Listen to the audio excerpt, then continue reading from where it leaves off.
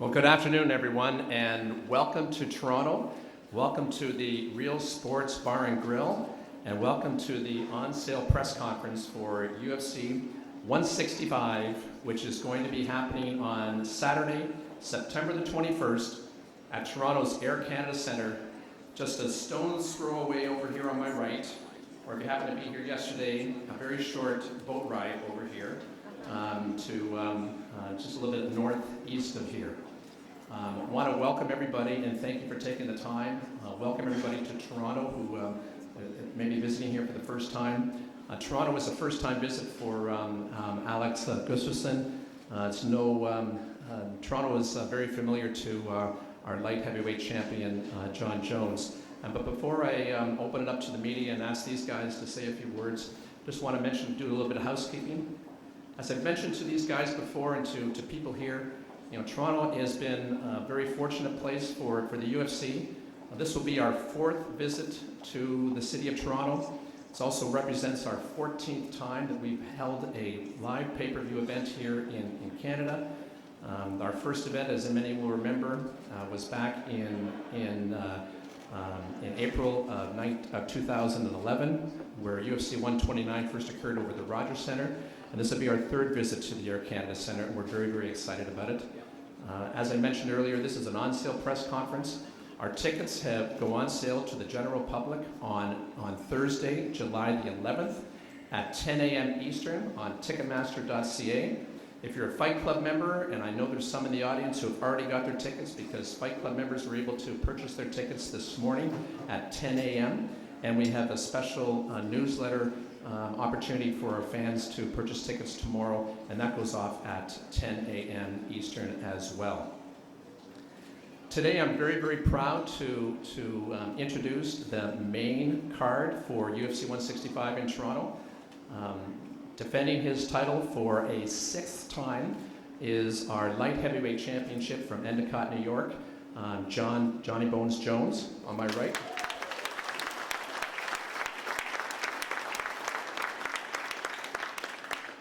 And his challenger from Stockholm, Sweden, who visited Toronto for the first time yesterday and had a chance to experience both the tropical side of Toronto and the torrential side of Toronto up at Canada's Wonderland. The number 2 ranked light heavyweight in the UFC. I'd like to introduce Alex Gustafsson.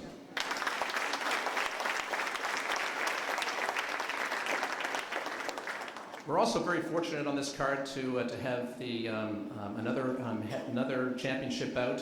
Our interim bantamweight champion, Renan Barão, will be defending his interim belt against American Eddie Wineland.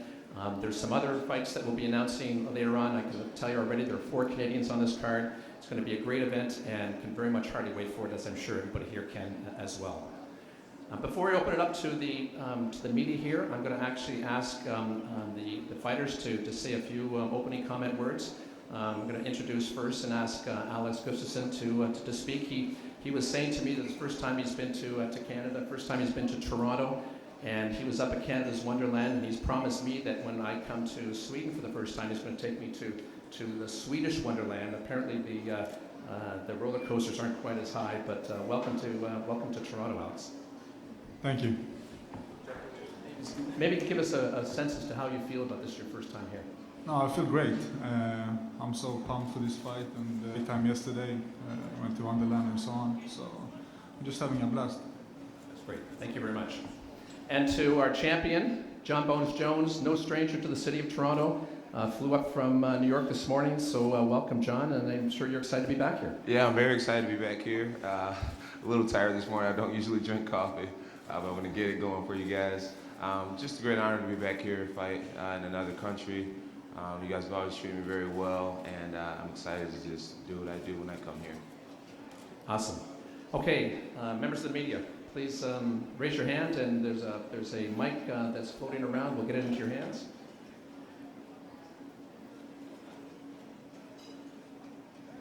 Here you go.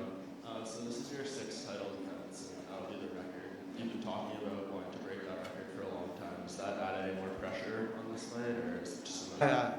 I don't feel like it adds any more pressure. I I set out a goal to break this record, and I feel as if right now I'm right on track.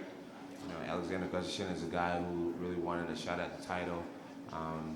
You know, and you know, is a guy that I asked for. He asked for me, I asked for him.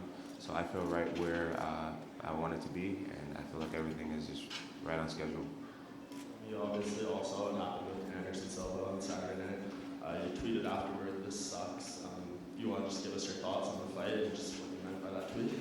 Yeah, you know, initially I thought it sucked. You know, Anderson Silva is a guy that I look up to a lot, and to see a great champion go down always sucks. So yeah, my initial reaction was like, "Wow, this sucks," and I just tweeted.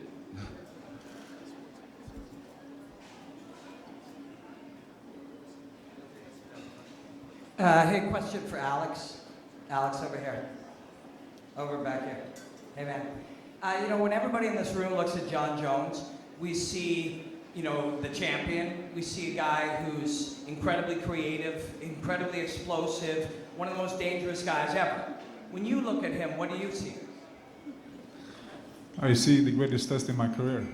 You know, he's a champion for a reason, and you know, I'm so ready for this fight. I'm very motivated. You know, and my win will just taste better. You know. John Neil Davidson from the Canadian Press. As a result of Anderson Silva's loss, you are now ranked #1 in pound for pound. I wonder how you view that. Is it like Tiger Woods being #1 in golf, Roger Federer #1 in tennis? What does that mean to you? It means a lot to me, but at this point, it doesn't really feel real. You know, my goal is definitely to become the #1 fighter, to ever do it, and to become #1 because Anderson lost doesn't really make me feel like I accomplished anything. So I am going to continue to work extremely hard to become the #1 light heavyweight to ever play the sport, and to eventually, you know, creep up on some of the things that Anderson Silva has done in his career. So yeah, it doesn't really do too much for me. It doesn't feel real. It doesn't feel earned. And you know, winning this fight will make me feel a little bit more better about it. And right now, I have a mindset of just keeping that position and making it more legit through my actions and through my performances, instead of just taking the spot like that. Jeff Hogan from Sports and Fun Riding Fan. Tom, what does it say about Toronto and mixed martial arts that 3 out of the 4 shows here have had 2 title fights on? Sorry, just repeat that. I missed it. What does it say about Toronto and mixed martial arts in this city that 3 out of the 4 shows that have been here have had 2 title fights on? Oh, I think it's great. I mean, it's just a representation of what this city means to the sport of mixed martial arts, and really, on a broader sense, what Canada means to the sport of mixed martial arts. You know, we often talk about you know, fighters that fight above their weight and people that perform above their weight. Well, Canada punches above its weight in terms of its position globally. On a per capita basis, nobody consumes more mixed martial arts content, including the UFC, than anywhere else in the world. You know, we've held 14 fights in this country. They've all been pay-per-view. We've sold out cities we've sold out Montreal, we've sold out Toronto, we've sold out Winnipeg, we've sold out Calgary, and we sold out Vancouver. And I just think it's a reflection that you know, not only is this city a great sports town, but it can attract the best in the world and the best athletes in the world. And it's really a nice opportunity for us to showcase our greatest athletes to what I think is a tremendously great sports city. A question for John. You know, 3 of your 6 title defenses will now have been in Toronto. Firstly, just kind of what does it mean to, you know, keep coming back here, and are you sick of it yet? No, I'm not sick of coming here. I think it's great. I do get booed a lot here. I don't understand why, because I've been fighting guys from Brazil, and I'm definitely a lot closer than Brazil. But it's all good. You know, as long as people are making noise, I'm going to continue to perform and to you know, do my best. But it's always great, you know, to fight in a different country is always an honor, and to fight in a different country that's so close to my hometown is great for me, and yeah, I'm just grateful for it all. It's also kind of ironic that none of your title fights have been in Las Vegas yet. Obviously, the Henderson one was supposed to, but didn't happen. Is that still something you kind of want on your resume at this point? No, not necessarily. I'm down to fight wherever, you know, wherever makes sense. And fighting here definitely makes a lot of sense. I actually have a lot of pride in fighting here in Canada because it's so close to New York State, and you know, the people are so cool. So except for the booing. They're cool in person, but when it seems like when people get in mass crowds, I hear boos. So I don't know. Maybe this won't be different. Alexander is way farther away, so I'm going to consider myself the hometown favorite in this one. That was actually going to be my next question tonight. You seem to get some boos on the way in, but on the way out, everybody kind of cheers. Do you feel like you've done enough to turn the tide, so to speak? I hope so. I hope so. That's up to you guys.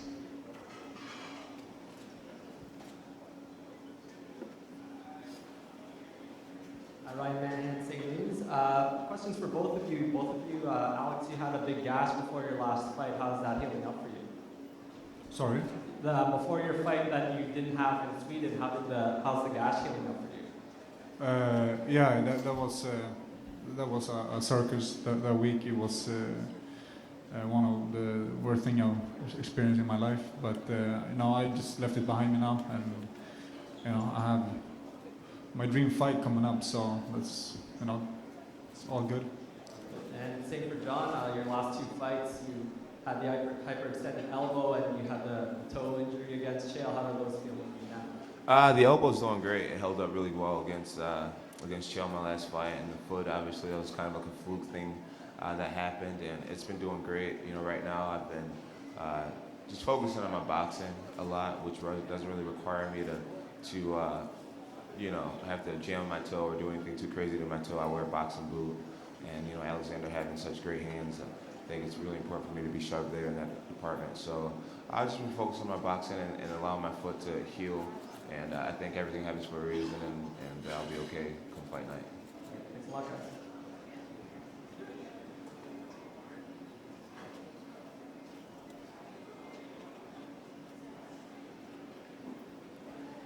For Alex, we saw Anderson Silva lose on Saturday night. He's one of the pound-for-pound top fighters in the sport. And similar to John Jones, a lot of people thought he was unbeatable. Does seeing Chris Weidman do what he did kind of give you any added motivation that, it's possible to take out one of these people everyone considers it's kind of unbeatable? I'm sorry, I didn't hear that good.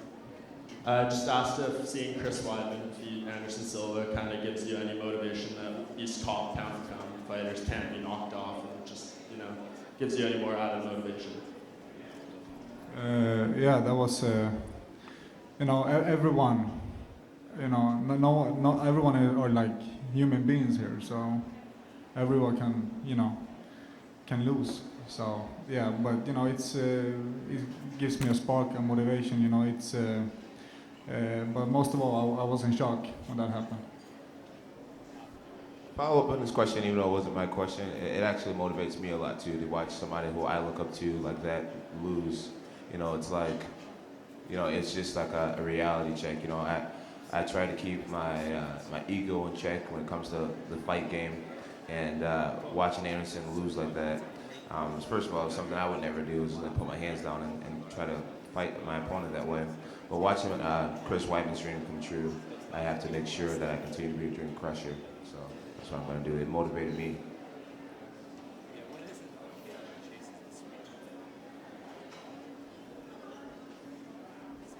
Any more questions from the media? Going over here. Hey, Tom, just how do you kind of characterize the response in the city to Jones? Obviously, he has headlined 3 shows here, and he's meant big business to Toronto. But obviously, we touched on the kind of playful booing that goes on. I mean, what's it for you that? How important is it to kind of bring a guy like John back here and have him headline so many shows here? I think it's very important to have the best athletes in our sport in the world be showcased here in Toronto, and we can look at all the pound for pound rankings, and John is clearly now the number 1 pound for pound fighter in the world, and actually Henan Barrow is on this card as the number 8 pound for pound in the world. And I think it's a reflection of the fact that this is a city and this is a country that attracts the best athletes. And you know what? It happens in every sport. You hear booing. I mean, I'm a Leaf fan, and I've heard them being booed many times. I've heard the Jays being booed. I've heard the Argos. Believe me, I've heard the Argos being booed. And the fact of the matter is that sometimes fans pay for their tickets and they can do what they want. But in the end, I think it's a reflection of the quality of the city that we get the best athletes. And frankly, that's what I want, and that's what we want. We want to be able to showcase our great athletes, and we've got two of them. I mean, this guy on my right is 18-1. He's only lost once, and that was I got to Matt Hamill. And this guy over here is 15-1, and he's only lost to Phil Davis, and he actually beat Matt Hamill. So we've got these incredible athletes who are highly ranked and who are tremendous representations of our sport. And I love the fact that they're coming to our country and to what ostensibly is my hometown. So I'm very proud of that. And just because someone booed doesn't mean they're not entertained. Well said. My question is for John Jones, Perry Lefko, Sportsnet. When Anderson lost the other day, it seemed like he almost felt a relief, like the burden of being the champion had carried with him for so long. I think he felt tired. What is the burden? Do you feel a burden being a champion? No, I don't feel a burden being a champion. I don't allow myself to, knowing that I'm a guy who haven't really done as much as a lot of great champions. Like there's things that Matt Hughes has done more than me. GSP has won more titles than me. Anderson Silva has won more titles than me. There's just so many records that are out there that I don't have. So that's why, like, when people consider me the #1 fighter in the world, yet I own when I don't own many records, it doesn't sit well with me. So I feel as if I'm still a young guy. I'm 25 years old. I have no right to be the youngest guy in the division, but be complacent. So I'm continuing to work hard. I feel like I'm at the beginning of my journey.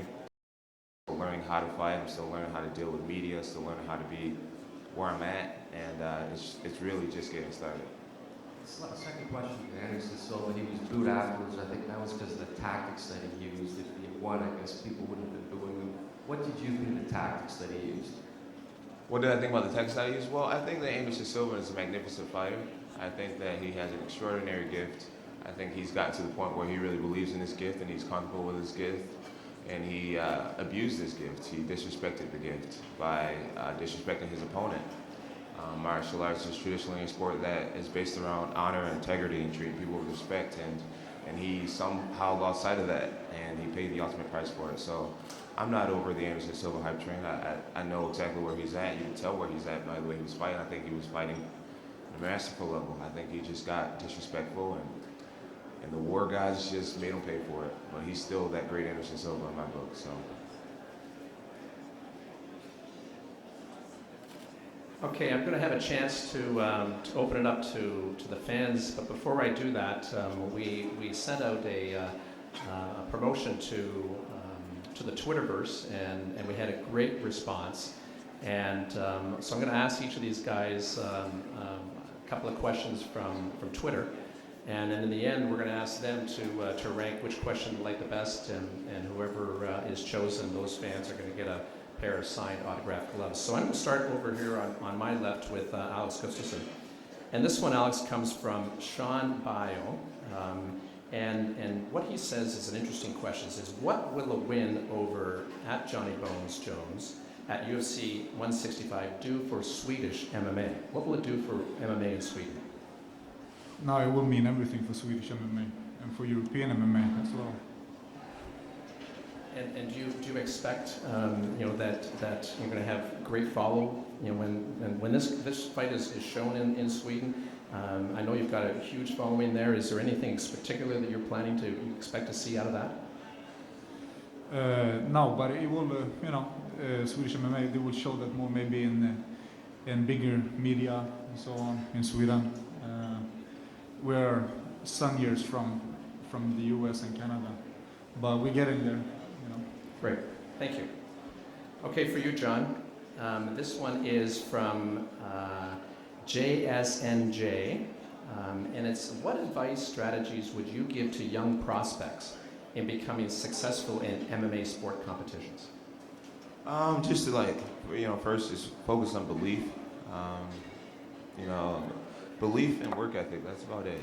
Just striving to be the #1 fighter in your gym, and taking that to being the #1 fighter in your weight class. Just strive to be the best you can be and that always starts with believing in yourself wholeheartedly. Well, thanks. Okay, one more for Alex. This is from Steph. What is the biggest challenge that John poses in your upcoming fight? I would think his overall game. He's a complete fighter. He's, the champion. So, I have to, beware of everything he throws. Okay, and one last one for you, for John. This is from Dave McGregor. What is more important, being a champion or always trying to become more of a complete martial artist? Does one beget the other? I think the journey. Obviously, always trying to become better in life and in your technique. So it's the journey. Becoming a better martial artist, but also remaining a champion is proof that you're doing that. So they're both, I think, are pretty important. But it's ultimately about the journey, not necessarily being a champion. Being a champion is extremely important to me. Okay, listen, thanks guys. I'm going to open up to the fans. Do we have any questions from the fans? Got one over here on my left. And if Dana were here, he'd say, don't ask me for tickets, because I don't have any tickets to give. This is a question for Alex. In terms of European MMA, you're really at the forefront of it. Do you feel any responsibility towards the fans in Europe heading into this fight? No, not at all. I'm just enjoying what I do.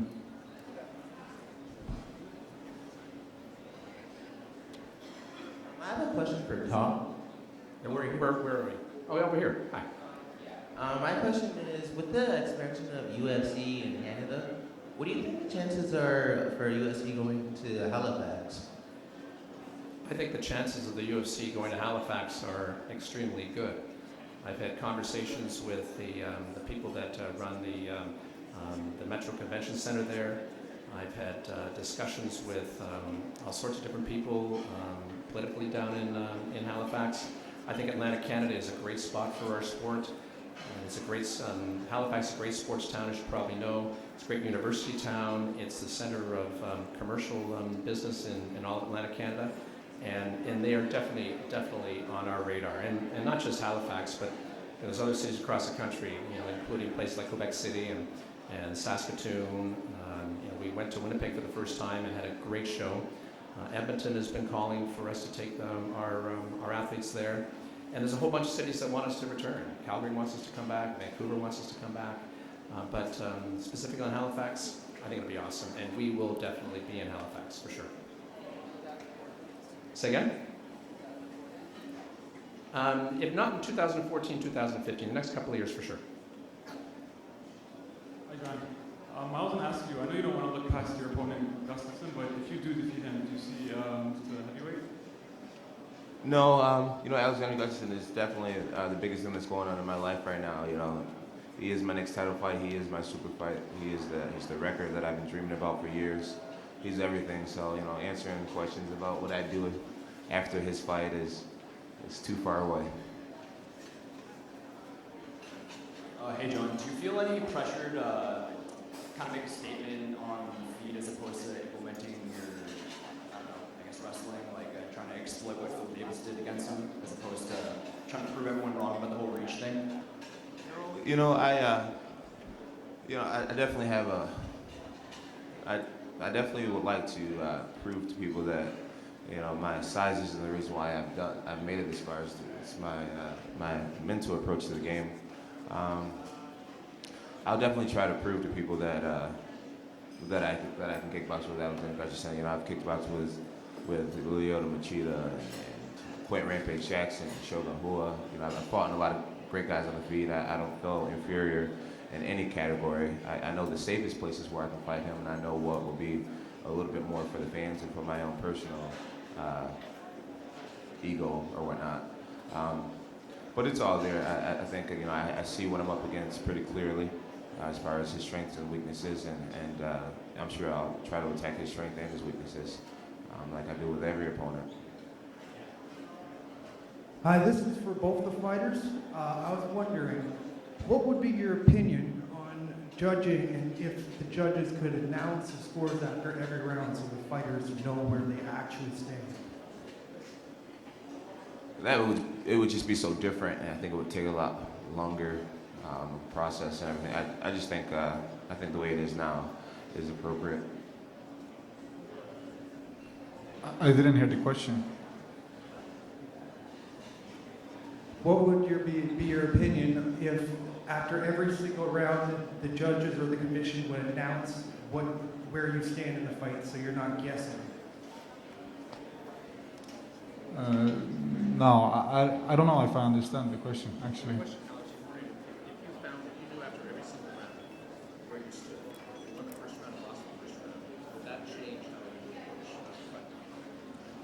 No, not at all. I always give 100% in every round.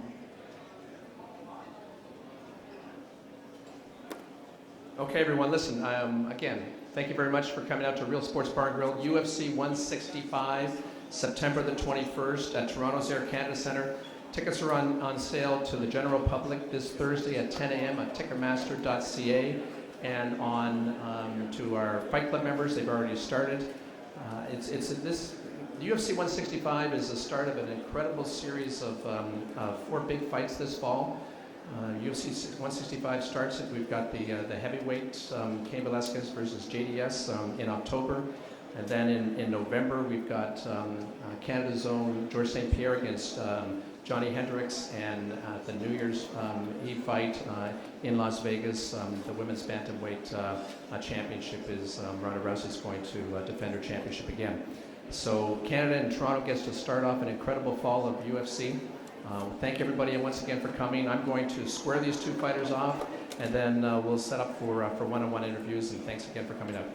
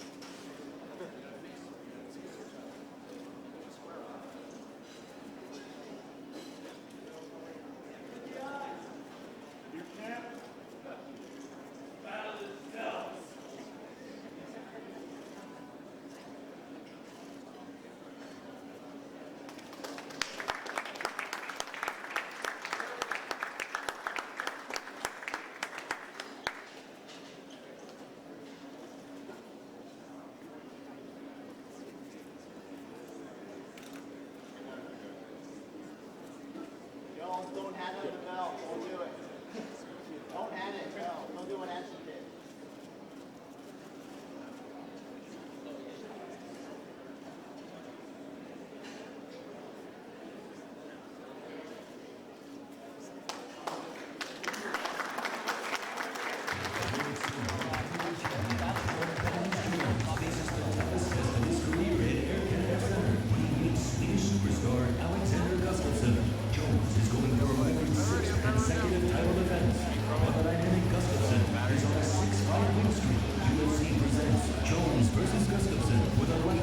Championship live from Air Canada Centre, Saturday, September 21st.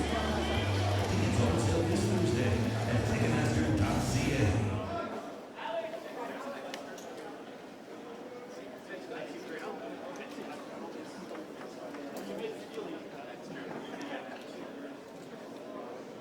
I want to confirm, Carolyn, we are done with my location.